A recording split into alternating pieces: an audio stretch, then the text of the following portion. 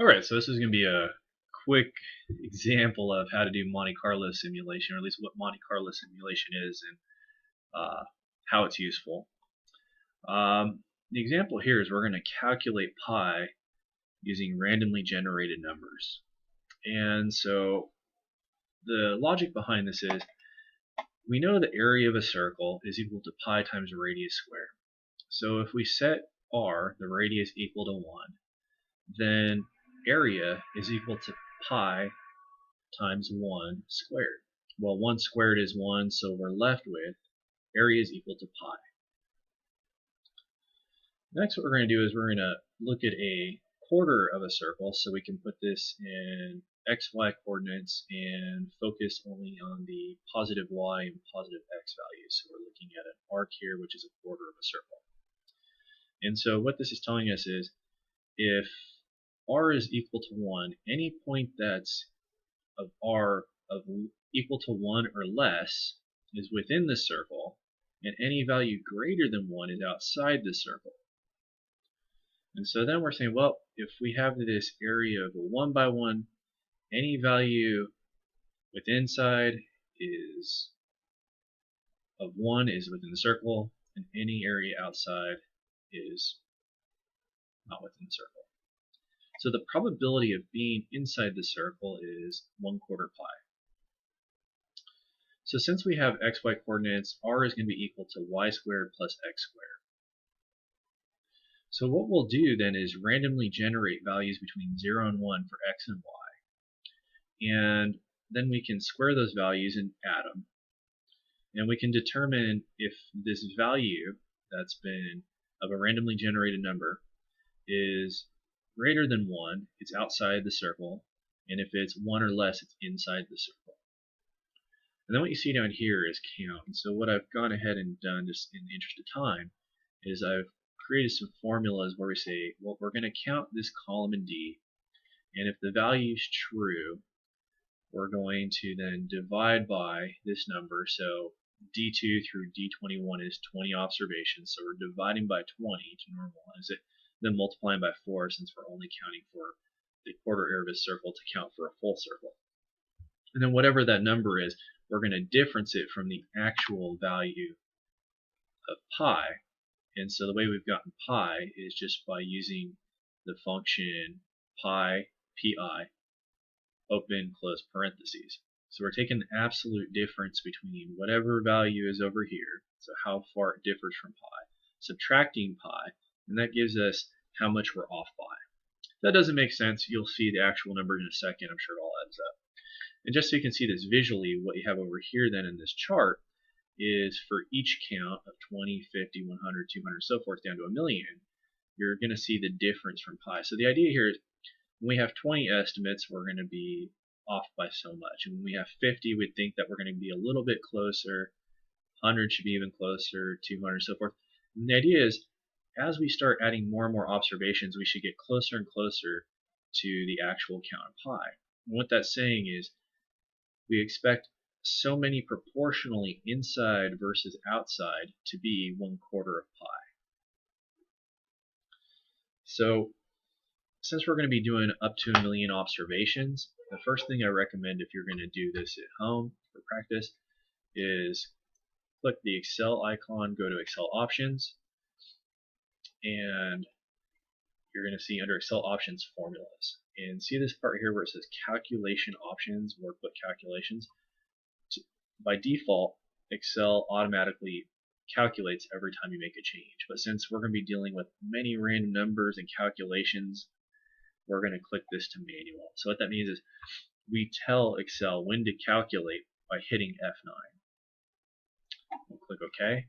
So the first thing we're going to do is go down to 1 million observations, and we have one here that's missing. And the way we can tell here is we go from D2 to D21 is 20 observations. So to go for 1 million, we go from D2 to D1,000,001.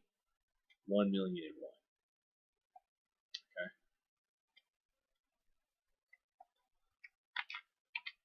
So what we're going to do here for A is we're going to go to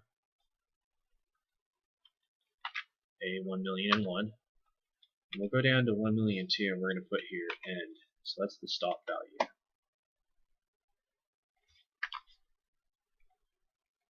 Because we don't want to do any more calculations than what's necessary.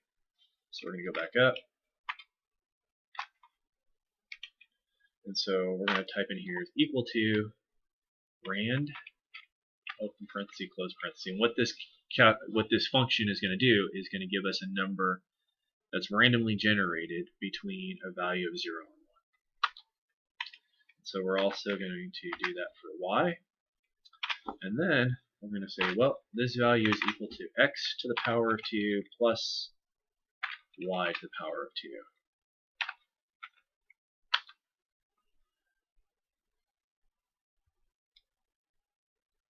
Lastly, we're going to say, is this value in the circle? So we'll say equal, parenthesis, is this value less than or equal to 1?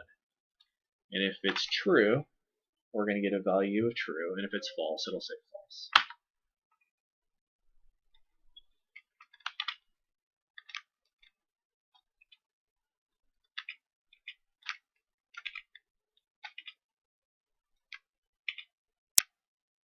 So we're going to now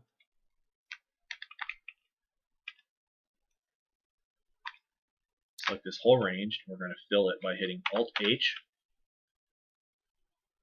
Fi for fill, and D for down.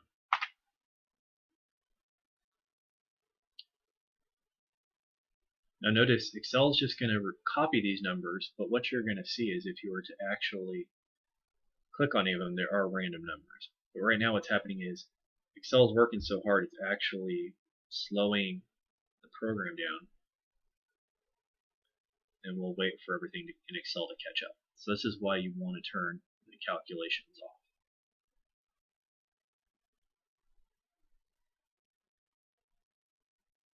Okay, so you can still see the rand function is here, but because it hasn't calculated, or it's not catching up. So at this point, we've pretty much calculated everything we need to, or we've entered all the arguments that we need to enter, and so we'll hit F9 to tell Excel to calculate, and this is going to take a moment. And so what we see is from D2 through D22, it's all true, or D21, they're all true, so we end up with a value of 4. And then at 50, 3.6, and so forth. And what this is telling us are the observed values of true and false within this range. And what we can see then is the difference from pi, or error, is nicely decreasing. It doesn't always happen this way, and we can see it between 500 to 1,000. The accuracy actually kind of goes down. So we can see that at 500, the difference is 0.034, and then the difference increases at 1,000. So our accuracy goes down slightly right here. But overall, what we're observing is as we add more observations, just by randomly generating values, we're able to get closer and closer to an actual value of pi. And what you see here is actually at 100, we get a better estimate at 100,000 than we do for 1 million. We can go ahead and hit F9 one more time and recalculate. And then we see that 100,000 actually still did a little bit better than a million, but not by much. And if we repeat this process one more time, we can see that a million finally does give us a better estimate, but we were actually better off with our prior trials. But what you're noticing overall is the difference from pi, that is the error, is decreasing the more observations we have. So the idea behind Monte Carlo is we can estimate some values given a mean and expected standard deviation, and we can identify where our expected value is and then deviations away from that expected value. And then of course a reliability of the mean and the standard deviation. So just a quick overview of Monte Carlo. If you try this at home and you just keep hitting F9, record your numbers, and then you're getting estimates each time. So we could copy this value of 1,000,000 and paste it here as a number. And then we hit F9 again. And so we'll copy this value and paste it as special, so it's a number or value again. And if you did that 5 times, then you'd actually have 5 estimates of 1,000,000.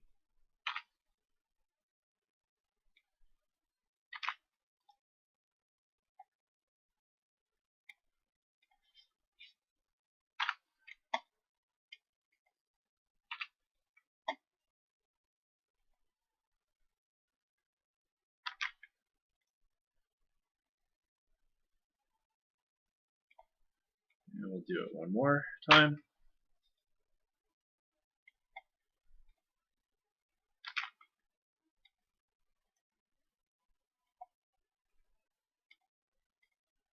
Okay. Now what we can do is take the average of this series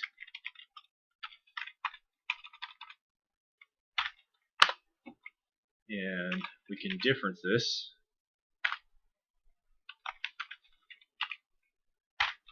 from pi and see if we get, so now see we get an even smaller number.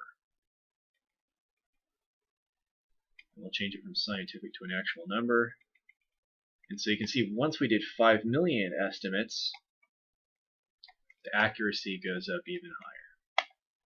So we went from an accuracy of 0.00009 to 0.0000561, so much better estimate